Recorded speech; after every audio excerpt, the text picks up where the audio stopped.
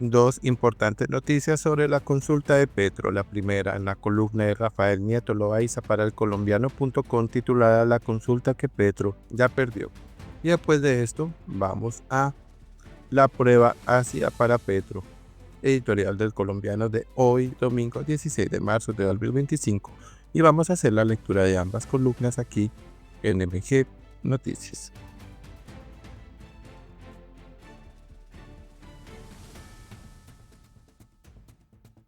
La consulta que Petro ya perdió.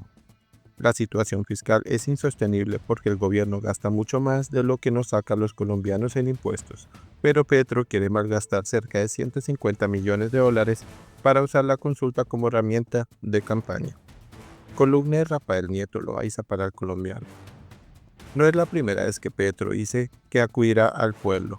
Antes habló de poder constituyente, de un referéndum, de una Asamblea Nacional Popular y de una constituyente. Y al día de hoy, pura palabrería. La consulta popular será más de lo mismo, sí y no. Lo que porque su consulta no tiene ninguna posibilidad. Por un lado, la consulta no sirve ni para hacer reformas a la Constitución ni para aprobar leyes. A la consulta no se puede acudir para aprobar normas jurídicas de ningún tipo. De manera que si finalmente se hunde la reforma laboral, no es posible revivirla a través de una consulta. Por otro, el mecanismo para poner en marcha la consulta exige pasar primero un concepto favorable del Senado y su control por parte de la Constitucional. Es poco probable que el Senado apruebe convocar la consulta y si lo hiciera, la Corte impediría que desborde los propósitos que son propios de la figura.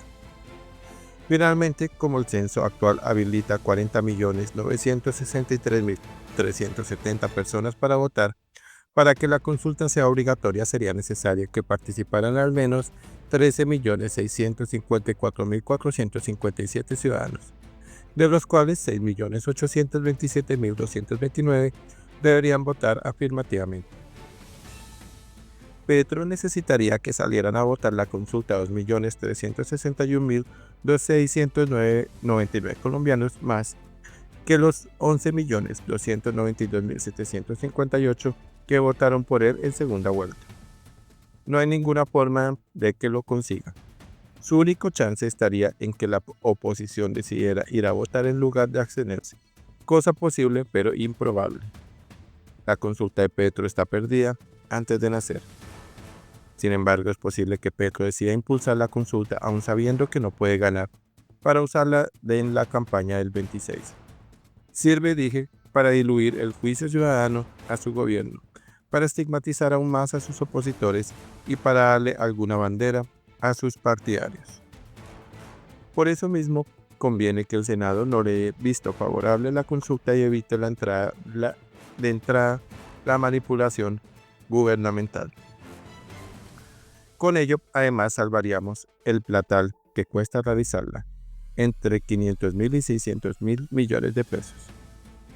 La situación fiscal es insostenible porque el gobierno gasta mucho más de lo que nos saca a los colombianos en impuestos, pero Petro quiere malgastar cerca de 150 millones de dólares para usar la consulta como herramienta de campaña. Una irresponsabilidad que refleja bien la insensibilidad social del gobierno. Dos reflexiones finales. Una, no hay bloqueo institucional.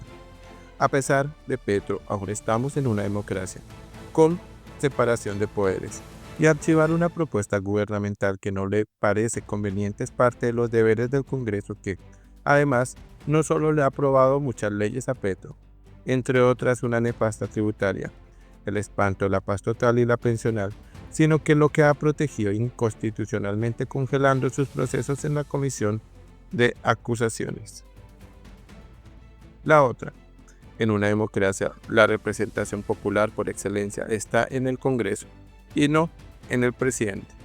Petro no es el pueblo y su elección, por estrechísimo margen y además tramposa con financiación ilegal y violación de los topes, no lo faculta para hacer lo que se le da la gana. Subvertir a las facultades de los otros poderes públicos o acusar al Congreso de traicionar al pueblo cuando no aprueba algún proyecto de ley de origen gubernamental. Petro, como cualquier otra autoridad, solo puede hacer lo que la Constitución y la ley le permiten. Nada más. Bueno, por favor dejen sus comentarios acerca de esta importante columna de Rafael Nieto Loaiza y vamos a terminar con el editorial del Colombiano del día hoy domingo 16 de marzo de 2025. Prueba ácida para Petro. Hoy Petro no es un líder de oposición enfrentando a una élite política. Es el jefe de Estado y el responsable directo de la crisis que vive Colombia.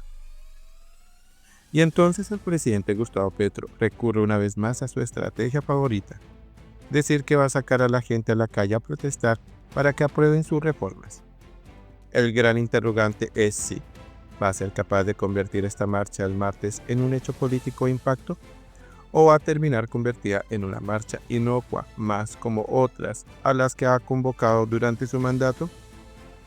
Petro lanzó también esta semana la idea bomba de una consulta popular, pero como la convocatoria a las calles es para hacerse efectiva en 2 días, nos dedicaremos primero a su análisis.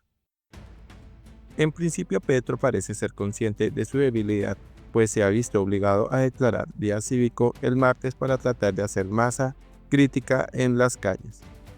No sería extraño que el gobierno obligue a los que tiene contratados por prestación de servicios a volcarse a ellas. No son pocos. En 2 años y medio el gobierno ha firmado casi 230.000 contratos de este tipo y con que solo una parte de ellos salga a las calles, podrían dar para fotos de multitud. Ya vimos cómo llevaron a los aprendices del SENA al Congreso para protestar contra la reforma laboral. Escuchamos el testimonio de jóvenes que decían que los congresistas que tumbaron la reforma iban a poner a la gente a trabajar sin pagarles. Falsas narrativas parecidas a las que utilizaron para hacer indignar a la gente en el llamado estallido social. Sin duda, Petro está queriendo seguir la misma cartilla que aplicó en 2021 para crear un escenario de división favorable a sus propósitos electorales. El ministro del Interior, Armando Benedetti, lo ratificó así esta semana. Dijo que el Congreso, al anunciar la caída de la reforma laboral, le había dado papaya al gobierno para comenzar campaña. Será en marzo de 2026 que el pueblo diga quiénes están con los trabajadores y quiénes no. El estallido social, hay que decir que no fue una idea del petrismo. Es un formato que copiaron de Chile, en donde incluso crearon las palabras que luego se adoptaron en Colombia como estallido social y primera línea. Chile a su vez aprendió tácticas de otros. Ese es un capítulo de la historia del país que aún está por contarse, y estudiar a fondo la participación que pudieron tener estrategas extranjeros en el diseño de la protesta. En uno y otro país, los estallidos empezaron a calentar motores poco más de un año antes de las elecciones al Congreso. En el caso de Colombia, la primera protesta del estallido la convocaron en abril. Ahora empiezan a calentar motores en marzo. En aquel entonces se aferraron de pies y manos a una reforma tributaria, y ahora en la reforma laboral creen haber encontrado su narrativa para dividir al país entre buenos y malos. Si el estallido fuera genuino y de generación espontánea entre el pueblo indignado por una reforma tributaria, ya tendría que haberse presentado varios durante el gobierno Petro, pues no solo ha aprobado una reforma tributaria, sino intentó una segunda y falló, sino que decretó una conmoción interior para poner más impuestos. Y además puso un tributo de 10% al mecato que termina convertido en un impuesto para los estratos más populares. La pregunta es si el mismo formato de estallido puede funcionar ahora. Y tal vez a pesar de lo que crea Benedetti, el gobierno no la tiene tan de papayita. Primero, porque cada día le queda más difícil a Gustavo Petro vestirse de pueblo. Cada día sus palabras se hacen más incoherentes comparadas con lo que ocurre con su gobierno. Cada día aparecen más casos de corrupción en el petrismo, y haber quedado en manos de Benedetti, sacrificando a sus compañeros del M19 de siempre y en general a personajes de izquierda, no ayuda a la movilización. En segundo lugar, puede que Petro convoque a los sindicatos de siempre, a los contratistas que ya mencionamos, y mueva en buses a los indígenas como lo hace siempre, pero difícilmente va a ser capaz de convocar a la clase media, la misma que en el estallido social se lanzó a las calles porque siempre está dispuesta a sumarse a reclamos que considera justos. cuanto el 30% de apoyo duro a Petro saldrá a las calles por las reformas que han sufrido un proceso de desgaste importante. El país ha visto cómo las marchas convocadas por el petrismo han ido perdiendo fuerza. Sobre la primera, del 15 de noviembre de 2022, El País de España tituló "Una desinflada marcha de apoyo a los 100 días de Petro". Sobre la del 14 de febrero de 2023, el portal Infobae dijo: "Esta ha sido una de las manifestaciones más discretas de la izquierda colombiana en los últimos años". A Petro incluso le tocó colarse en la tradicional marcha del 1 de mayo de 2024, haciéndola ver como si fuera el gobierno, para sacudirse de una seguidilla de derrotas en las calles. Y en tercer lugar, el presidente Petro no parece aceptar que su discurso contra el poder, que tanto le ha servido para alborotar los sesgos y provocar indignación, no es creíble porque hoy él es el poder. En otras épocas se consideraba que las protestas ciudadanas eran una herramienta poderosa cuando nacen de la indignación genuina del pueblo contra el abuso del poder. Hoy Petro no es un líder de oposición enfrentado a una élite política. Es el jefe de Estado y el responsable directo de la crisis que vive Colombia. Habrá que ver si la marcha, si tenga componentes artificiales, le funciona para presionar sus reformas, para calentar la consulta popular y sobre todo como plataforma para la campaña electoral del petrismo. Bueno, dos importantes columnas de opinión del diario elcolombiano.com, la primera de Rafael Nieto Loaiza y la segunda en su editorial, que espero dejen sus comentarios. Por favor, suscríbete a MG Noticias si no te has suscrito. Activa la campanita para recibir las últimas notificaciones. Comparte con amigos y familiares. Sus colaboraciones son muy importantes para seguir con nuestro proyecto, así que si quieres ayudarnos, lo puedes hacer por medio de un super thanks. Dale like si te gustó el contenido de este video. Muchas gracias.